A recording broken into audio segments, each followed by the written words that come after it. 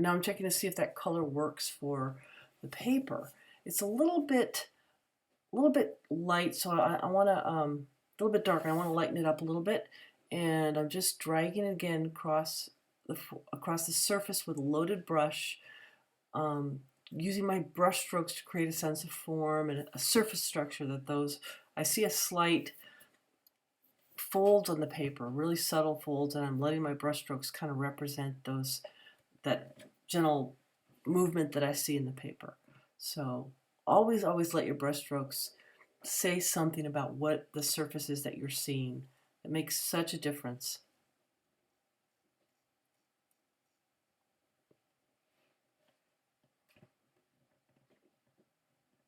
In some cases, I can grab a little bit lighter color and crisscross over it and add more texture and lighten that. So a little bit light over darker color helps create more dimension. And then back in and around, so it's sort of undulating. Some places are darker, some places are a little bit lighter. So I can use the dark I already placed down as contrast to the lights that I have. It doesn't all want to be one solid color.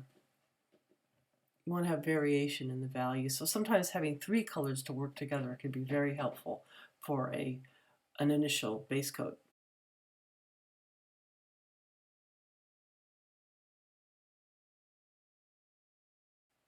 So now I'm turning my attention to this natural wood box that we see back behind the red apple. And we see 3 sides of it. The top of it is getting most of the light, so it's the lightest color. The front plane is facing the light also, but it's a little bit darker than the top plane. And then the plane that's facing us is the darkest. I'm going to leave that alone for now. So as I adjusted that, because I'm leaving it alone now because it's in full shadow. But inevitably, when I have to paint something, I'm going to need to go back and retouch the edge of this yellow box. So I'm going back and straightening that edge up. I actually need to wipe it because my soft brush kind of brushed into it. But then I can take a stiff brush again and just pull through really carefully with a darker green shadow color. So I can put that. Now I'm going into the background and looking at the actual colors that are there. I want to respect the values that I've already established, but I still want to bring out that warm red color that I see on the table. To make the area under the table really sink back in space, I use a very dark purple that I make with ultramarine blue and alizarin crimson.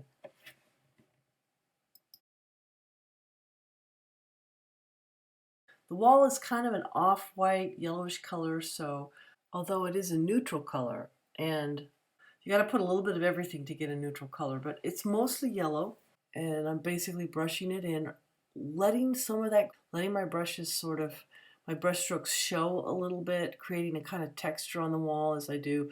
And I'm creating a slightly darker color where the chair is. And now I turn my attention to the black foam core and the chalkboard that are on the wall. The values are fine, but the color needs to be cooler. So a little bit more blue in here. It's got kind of a more blue cast.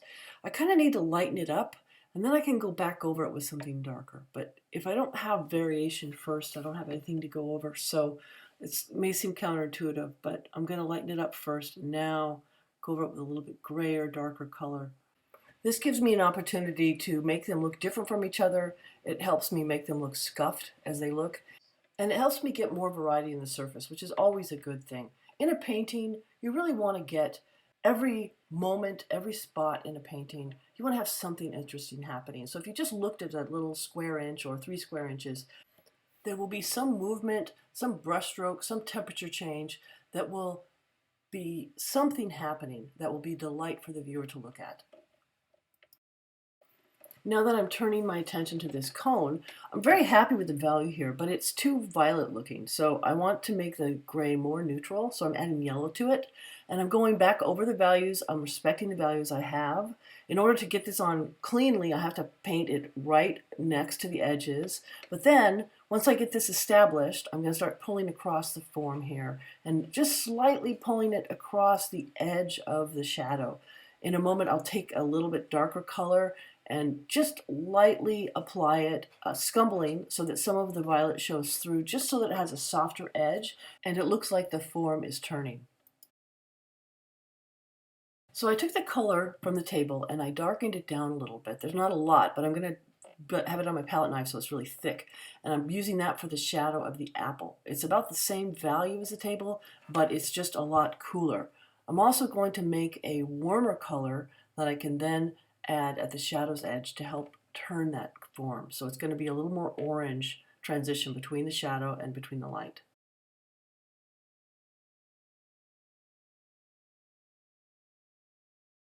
Now on the table where it's sort of reddish back there, I'm going to vary the color to make it accentuate the colors that are in the foreground. So the apple's dark on one side, I'm going to lighten the table a little bit. So the dark side of the apple is actually darker than the background on that side. It won't matter so much on the blue glow because the blue stands out so much, but because the apple's similar in color, I want to make sure that the shadow side of the apple is darker. The light side of the apple is obviously going to be lighter than that, but I can also push that a little if it helps. So the other thing is I just want to create some variation on the table. I see a little shine. I want to get the color closer to the color I'm actually seeing.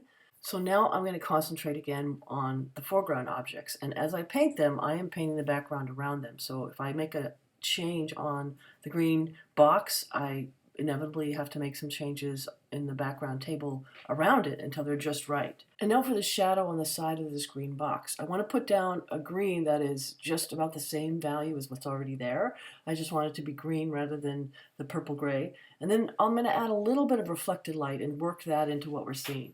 It's important that this shadow color on the green box be a neutral green, so it can be darker, cooler, so more blue, and then also neutral. So it's got to have a little bit of red in it. Basically, you put the complement in the shadows, you'll neutralize it that way.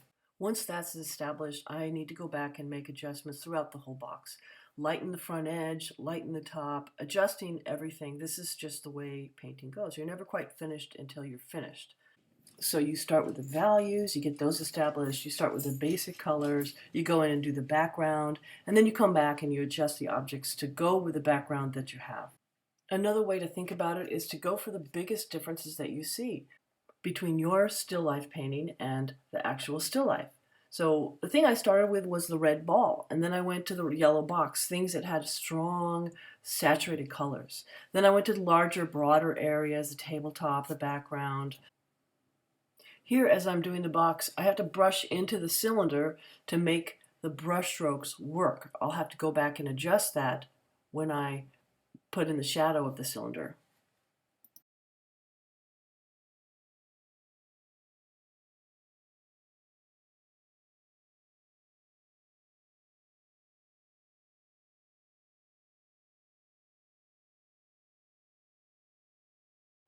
And now I'm putting in the shadow on the red ball. I want it to be a very neutral red, so a reddish brown. And then I'm going to adjust the warm, intense color around the shadow edge, adjust the whole light side so that everything ties together. I'm even pushing the highlight with the yellow-white in the red ball.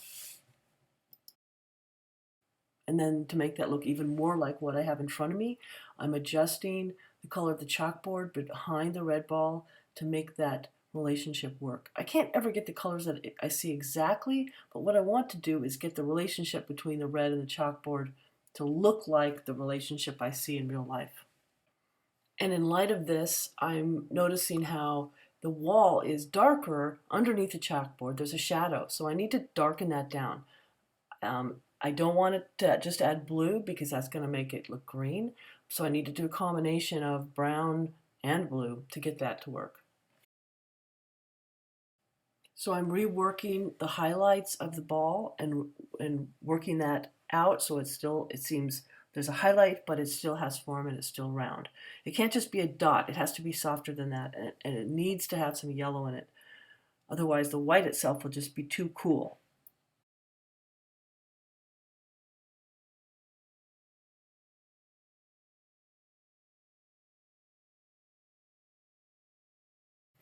And here I'm using a combination of reddish browns in the shadow, and then going back into the lights to get this bronze looking piece underneath the ball to really look like bronze.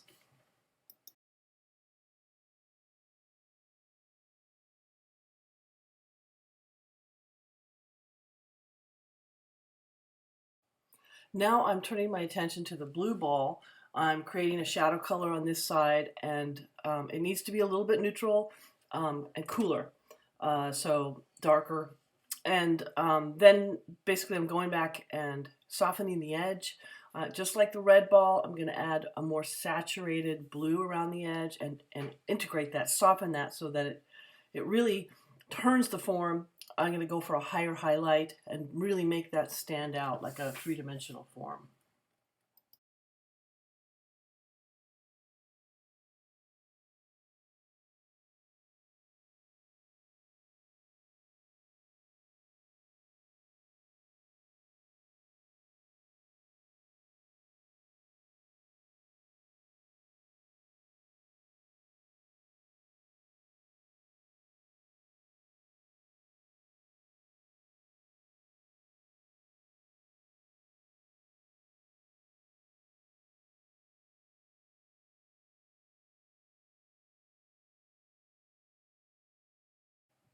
Just like with the red ball before, I am adjusting the colors in the background to what I see. So I see a little bit of a yellow shine. I'm going to bring that out. I'm noticing that it's not as black and dark under the table, so I'm adding a little bit lighter color, but not as light as the upper part of the wall is. This is just going to help the ball look more integrated in the background because the background is more realistic. You won't do that if you don't do them at the same time. So that's the reason to be going back and forth, painting one thing in the foreground, painting the background, and then finishing them together.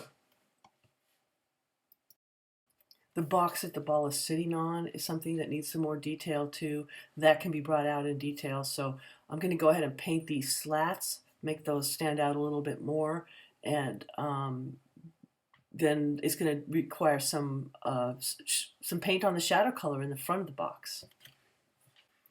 The front of the box is already a good value. It just needs to be pushed in the right direction color-wise. So it needs to look like it is raw blonde colored wood. And so I need to make a color that looks like that on top of the color that's already established.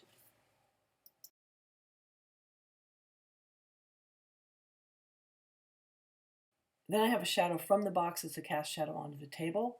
I have a cast shadow from the apple and a cast shadow from the cone. Those are all about the same value because they're shadows, they're on the same surface. Here I'm putting in the reflected light on the shadow side of the cone. And then I need to work it in to the shadows I already have established. And now we come to the green apple in the foreground. That and the red ball are probably the primary focal points in the composition. The green ball, the red ball because it's such an intense color and contrast to everything in the picture. The apple because it's in the foreground and it has more detail to work with. Some people would start with this, but it's much better to get everything else established and then get to the details. So I'm using a dark green to darken the shadows and bring out that divot on the top area. Then I'm taking some medium greens and basically softening the apple as it curves and make that look dimensional. I'm creating a lighter color to create a highlight on the rim across the top. The stem is the final touch. So I have almost brought this painting into the final stages. There are a few loose ends, but I'm going to go ahead and stop here. And you can go ahead and take your painting further. I'm sure if you get it to this point, that's great. But many people want to take their paintings into even more detail. That is a personal preference. How you come up with decisions on the details you do is very important. Basically, squint your eyes and look for the biggest thing that's different. Anything that draws your attention. That's what you want to go for.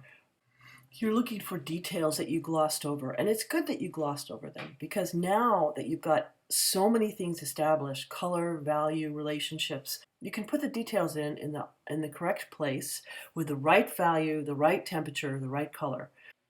When you get to a point where you start running out of details that really call out to you as needing attention, that is when you know that your painting is getting to be finished.